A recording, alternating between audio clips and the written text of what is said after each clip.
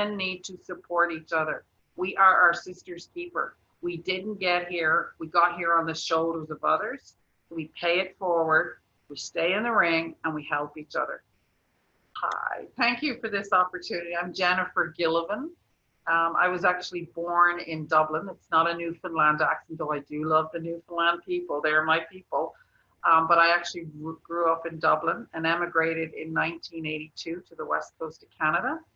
And I've lived in 6 places across Canada, and I've worked in every province. And I'm now here, I'm 58. I'm a feminist, a mother, a grandmother, passionate about being a grandmother. He's a Franklin, he's only 2, but he's like the second coming to me. I've raised 2 daughters who are very strong, independent, fabulous women. Yeah, I love living on the east coast of Canada. And I would say my job here is I'm president and CEO of the IWK Foundation. So we're the fundraising arm for women and children's health in the Maritimes. And I'm passionate about that. And I love what I do, but I would say other people would say, what's your hobby? They say they golf, they cook, whatever. My hobby is promoting women's rights, equality for women. I'm totally convinced now that when we actually have gender balance in the world, we'll actually understand true peace and prosperity. And I'm not going to stop till I mean, I don't have 200 years to wait for equality, so I'm going to keep pushing for that. Say, you know, there's the obvious things about fighting to get on boards and etc. But I read a book just recently in about the last 6 months, and I literally have become an apostle or a disciple of this book. It's called Invisible Women, and it's by Caroline Criado-Perez, and it's actually a research book, but it reads like a novel because you're reading about your life as a woman. And she wrote this research book, and it is fascinating. The world is not designed for women. It is designed for men. If you're in a car accident, your chances of being more injured or fatally dying is higher because the car is not actually, the test dummies are actually male bodies. The default human in all research is a male body. It's not female. You think about all the medical research right now. Go look in a med school textbooks. It's predominantly male. You get on a treadmill right now and it tells you how many calories you lost. It's actually based on a male body. You talk to a GPS in your car, it actually responds quicker to a male voice than a female voice. 70% of the world's bus users are women because they're economically challenged. Almost like a vast majority of where violence against women happens is where? A bus stop. And that can be changed by moving it, by putting lighting, by putting a camera. There's a lot that women have to start looking at. They have to start looking at their life and their world. So, for example, I recently gave a talk on for the MS Society, and I didn't know much about MS, but I discovered that women are 3 times more likely to get MS than men, and Canada has the highest percentage in the world. So I asked the question, how much of the research is done on female mice, because most of the research is done on male mice, and how much of the research is done on female bodies? Not very many. I asked why they don't do it on female mice. They're complicated, they've got hormones. Well, go figure. So you look at the world, like, so I can't look at anything anymore. My seatbelt, I don't like my seatbelt in the car. Why? Because I got breasts. It never was designed for me. Women police officers have vests that don't fit right. Women who go into combat don't necessarily have the right equipment, and it goes on and on and on. This book will blow your mind. It should be required reading for every male and female on the planet. So that's a start.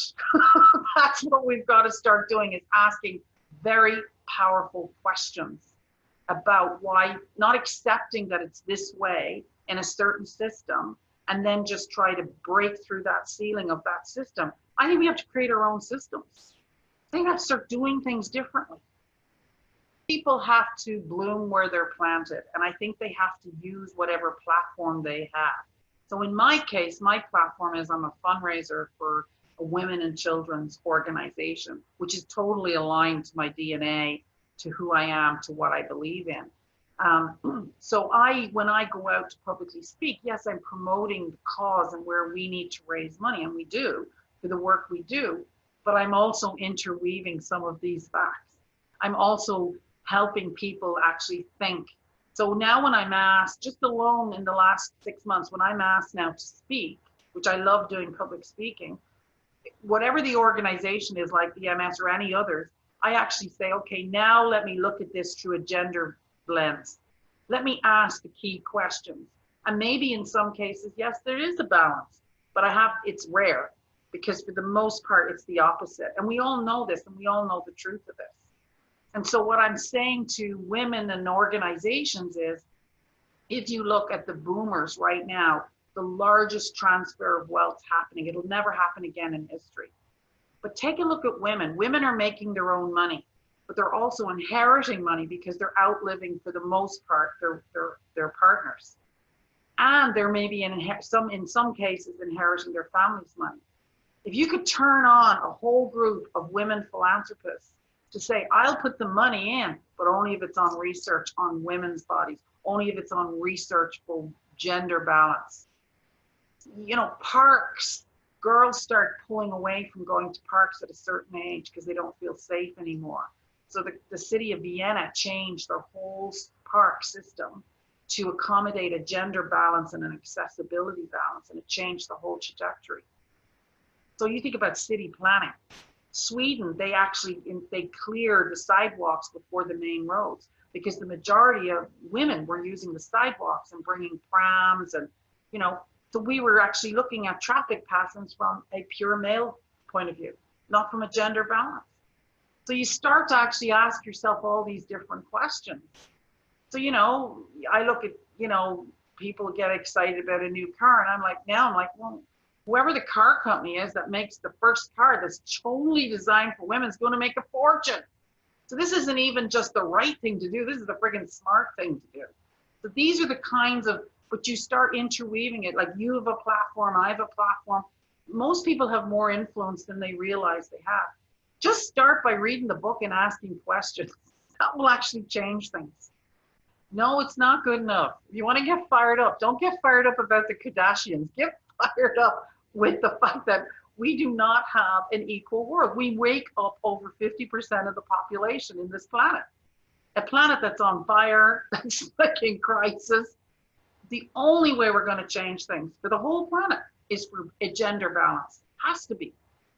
I'm all the time, like, I work for a board at the foundation, which is a separate, we have 2 different boards, but the board I work for, we're constantly trying to get more diversity. You know, we have spaces now open, but we're not filling them until we get real, true diversity on our board. But we're a long way from where we need to be. You know, I recently was just at a dinner at the Atlantic School of Theology. I co-chaired with the Honorable Mayenne Francis, who's a former Lieutenant Governor of our province.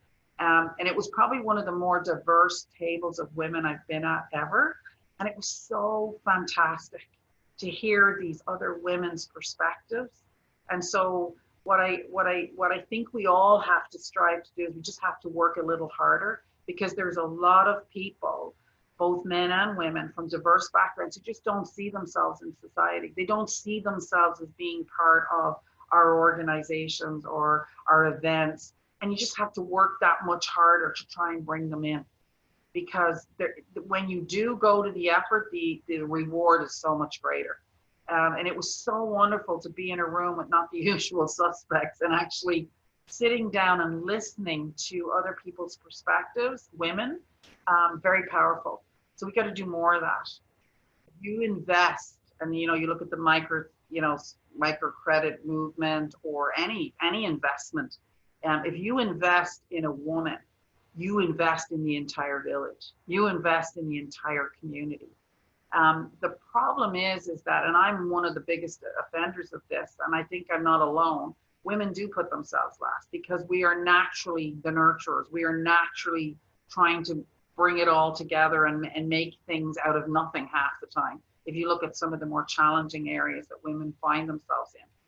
the thing I really do believe in, I believe that when things are so bad, now you look at the world right now, you look at the politics that's going on in some parts of the world, and you look at the climate change, and you look at the challenges, and now you juxtaposition and you're seeing women from diverse backgrounds suddenly running for Congress and running for things and doing things that they never did before because they've just had enough now and they're moving into the space.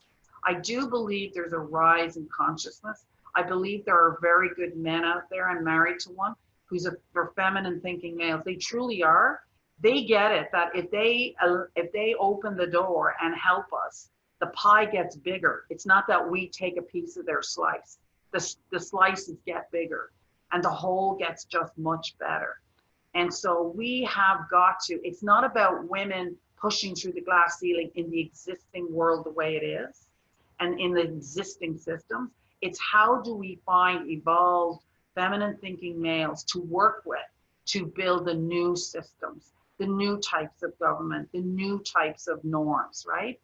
You know, so that you do support your family. When you do have kids, you have an opportunity, both parents, right, to truly support them, that you've access, that everyone has a livable wage, that everyone can drink the water and the air is clean. Like there's certain basics that I know for the most part, you're going to get the odd woman that's not going to be a great leader no more than the men. But I think let's give us a shot. It's been a few thousand years. I think give us a friggin' shot and let's see what we do. Because you just look at Jacinda in New Zealand. Just look at her leadership. And she's a young mother. And look at where she's putting the priorities. There's always enough money and enough resources. It's where you prioritize those monies and resources. And I think that's what a gender balance is going to shift. Genuinely have to change some systems. Like when you read the book Invisible Women, you will see there are certain structures in universities. That's why you don't see a lot of women presidents. You don't see full professorships with women or as many as you could. She cited a great example in an orchestra where there was only like a very small population percentage was women. They went to blind interviews and all of a sudden there was 49% women in that orchestra. So you think about partnerships and law firms, you start to think about there are structures that are currently in place that do not help. So with all the best and greatest intentions, support from men, it's still not going to help. It's not going to help unless we actually are brave enough to look at the structures and the systems and say, okay, how do we break this down to make it fairer for all? There's, over 50% of a lot of the professions is women at graduating. And then something goes wrong because we're not at the board. You look at across the country at boards right now, we're not there. And we should be. Because it even proves, if you look at the research, you actually make more money if you have a different perspectives on a board. So why wouldn't you do it? That's the bigger question. Things I'm really passionate about is women have been told for years it's a young person's game. It's not. Actually, women are like fine wine. We just get better and better with age. I'm with RBG and Jane Fonda, who keeps getting arrested every Friday for the environment, over 80-year-olds. Women should not retire. This is the big news flash. Women should reinvent. But one thing they shouldn't do is leave the arena because the younger women need us. They need us. Society, younger men and women need us. And when you think about women, when we get to a certain age, you're post having children, you're finished with the menopause, you have all that behind you. You've got a lot of wisdom and a lot of life experiences from a hell of a lot of knocks to get to wherever you are. That's when you're at your best. That's when you're at your finest. And up to now, up until more recently, we've been told, oh no, retreat, you're done, retire, goodbye. And people look at me all the time and say, when are you going to retire? I'm 58. When am I going to retire? Never is the answer. Never. I will reinvent, but I am never retiring. And so if we were to mobilize all the powerful women out there in their 50s, 60s, 70s, and 80s to stay in the arena and help, can you imagine what we'd do, the change we would make? Raising a family is not valued. Women have, when you've got children, and anyone out there that's listening to this knows what I'm talking about, with the best husbands out there or partners, you end up doing the majority of the work. You just do, because it just happens that way. I don't know. It just does. Now you get a lot of partners now, more and more, and I'm seeing it in the next generation. They're taking the load more, and that's rightly so. But society and its systems have to support that. They can't be doing it in spite of the system. Like couples, people who are raising children should have the support systems. We should care enough about those children. Like, children are our future. And we should have, like in Canada, we should have the best possible early start daycares for kids that are just like second to none. We should, because they're our future. Why wouldn't you put it into that? The money is there. It's the priority isn't there. And until we have more women making those decisions, it won't become that. We're living in the East Coast. And I think as an immigrant, I can honestly say, Canadians are so polite. That's what I love. There's one of the most civil societies I've ever been involved with. But sometimes we need to be a bit more bolder. And so what mission we're on is we've built, for example, 100% donor funded a NICU. That's the best in the world. Like, they're coming in from all over now to look at this. We found the best in Norway, and then we made 50 modifications on top of the best. We can do this. I often see in the East Coast where they defer, oh, it must be good if it's coming from somewhere else, or only the big stuff can happen. Only the big research can happen somewhere else. No, I think we're living in a slice of heaven in the East Coast. And I actually believe passionately our children and women should have the best and nothing less. Not geography shouldn't determine that. So that's the mission I'm on. And my every day, my working day, I'm out there pounding the pavement. People are probably avoiding me now, but I'm out there pounding the pavement, trying to find money to build the best, just the best. So our kids, when they need it, and our women have it, because they should have the best. And I feel that attitude should be for everything. Shouldn't just feel like we're second class because we live somewhere else. And the researchers and the clinicians and the nurses and the caretakers, and there's some world-class people over there. And there's the one thing they all have in common is this huge heart, and they give so much. I just am not a fundraiser for just anything. Like, this totally, as you can see, aligns with my values of who I am. And I just believe that sometimes you don't hear enough about it is because it's children and women. We're back to the same subject. And even when I look at climate change, you won't really get those big shifts in society until you have children and women, especially women, at that table to balance out those conversations. Because we would put things first for kids. We would look at budgets to help families. We would look, it's just automatic because we're nurturers. So it's like, come on, the guys who help us get there, they're going to have a way better time. Even the ones who are fighting us are going to have a better time. Women need to support each other. We are our sister's keeper. We didn't get here. We got here on the shoulders of others. We pay it forward. We stay in the ring and we help each other.